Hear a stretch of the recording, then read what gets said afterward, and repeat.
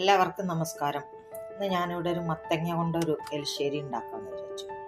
വറുത്തെലിശ്ശേരി. അതിലേക്ക് ഞാനൊരു കുറച്ച് മത്തങ്ങ എടുത്തിട്ടുണ്ട് കേട്ടോ. അധികം മൂക്കാത്ത മത്തങ്ങയാണ്.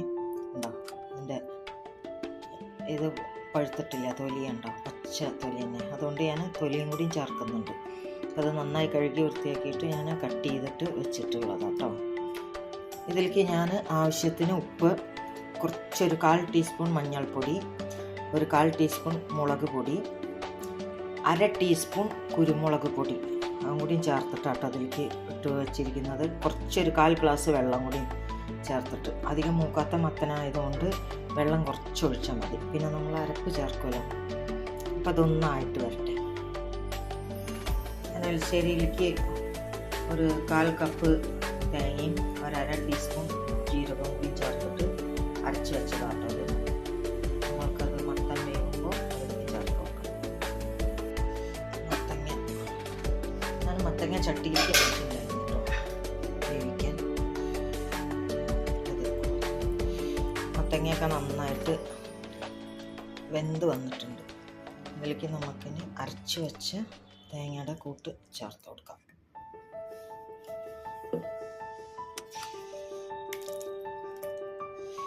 മിക്സിയുടെ ജാറ് കഴുകിയ വെള്ളം കുറച്ച് ചേർത്ത് കൊടുക്കട്ടെ.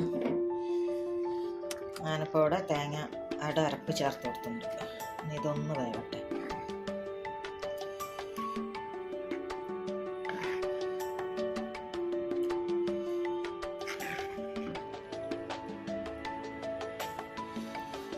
ഒന്നും കൂടി മൂടി വെച്ചിട്ടൊന്ന് തിളപ്പിക്കാം. മത്തങ്ങ എരിശ്ശേരി ഇവിടെ റെഡി ആയിട്ടുണ്ട്. ഇനി ഇതിലേക്ക് നമുക്ക് കുറച്ച് തേങ്ങ വറുത്ത് ഇടണം.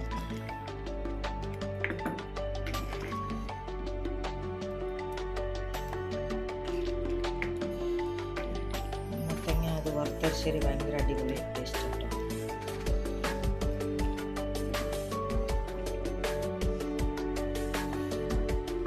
ഇതിലേക്ക് നമുക്ക് തേങ്ങ വറുത്തിടണം.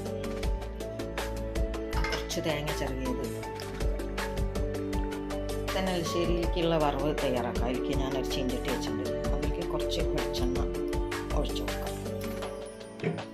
വെളിച്ചെണ്ണ ഇന്ന് ചൂടായി വരുമ്പോൾ ഞാൻ 1 ടേബിൾ സ്പൂൺ ഉഴുന്ന്, 1 ടേബിൾ സ്പൂൺ അരി, 2-3 ഉണക്കമുളക് എടുത്തിട്ടുണ്ട്. അതുകൂടിയും ചേർത്ത് കൊടുക്കാം. ഇതിലേക്ക് കടുകും ചെറിയ ഉള്ളിയൊന്നും ഞാൻ ചേർക്കുന്നില്ല കേട്ടോ. അപ്പോൾ അതൊന്ന് ചൂടായിട്ട് വരട്ടെ. എന്നിട്ട് നമുക്ക് 1/4 കപ്പ് തേങ്ങ ചിരവി വെച്ചിട്ടുണ്ട്, അത് ചേർത്ത് കൊടുക്കണം.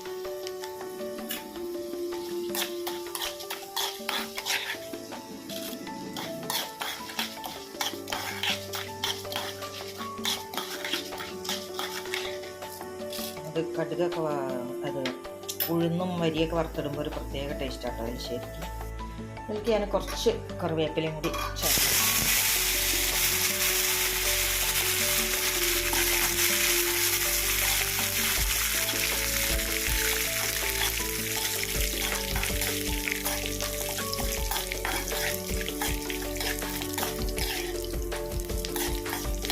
നല്ല മണാട്ടോ അവിടെ, നല്ല മണം. ഈ തേങ്ങയും കൂടി മറക്കുമ്പോൾ നല്ലൊരു മണമാണ്. ഇതിലേക്ക് തേങ്ങ ചേർത്ത്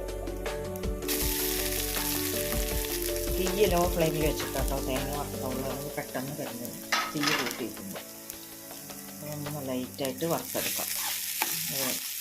ബ്രൗൺ കളറാവുന്നവരൊന്ന് വറുത്തെടുക്കാം.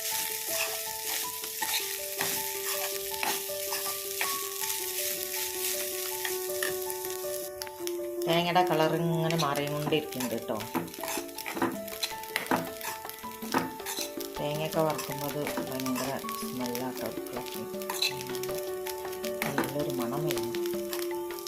തേങ്ങയുടെ വറുത്ത മണം കാണുന്നത് ഇത് എലിശ്ശേരി കഴിക്കാമെന്ന് വിചാരിച്ചു. അത്രയും നല്ലൊരു മണമാണ് തേങ്ങയൊക്കെ വറുക്കുമ്പോൾ. തേങ്ങ, ഉഴുന്ന്, അരി ഒന്നും കൂടി ആവട്ടെ. ഒന്നുകൂടി ചുമന്ന കളറായതിനു ശേഷം നമുക്ക് എലിശ്ശേരിയിലേക്ക് കൊടുക്കാം. ഞാനിന്നിവിടെ ഉള്ളി ചേർക്കാനായിട്ട് ഉണ്ടാക്കുന്നത്. ഉള്ളി ചേർക്കാൻ ശരിയായി. കുറേ ഉള്ളി ചേർക്കാൻ ഉള്ളി സവോള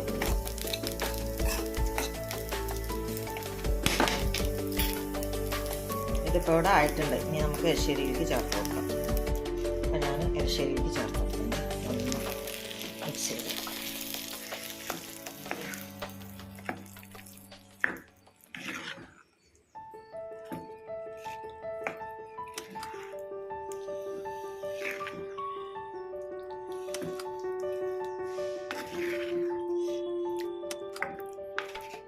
ഇവിടെ നന്നായിട്ട് മിക്സ് ചെയ്ത് കൊടുത്തിട്ടുണ്ട്.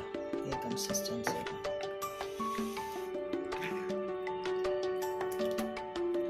ഇതൊരു സെർവിങ് പ്ലേറ്റിലേക്ക് മാറ്റാം. ഞാനിവിടെ ഒരു പ്ലേറ്റിലേക്ക് മാറ്റിയിട്ടുണ്ട് കേട്ടോ. അപ്പം നിങ്ങളും കൂടി ഒന്ന് ഉണ്ടാക്കി നോക്കണേ. ഉണ്ടാക്കി നോക്കി നിങ്ങളുടെ അഭിപ്രായം അറിയിക്കണം കേട്ടോ. അടുത്ത റെസിപ്പി ഇട്ട് കാണാൻ പറ്റും.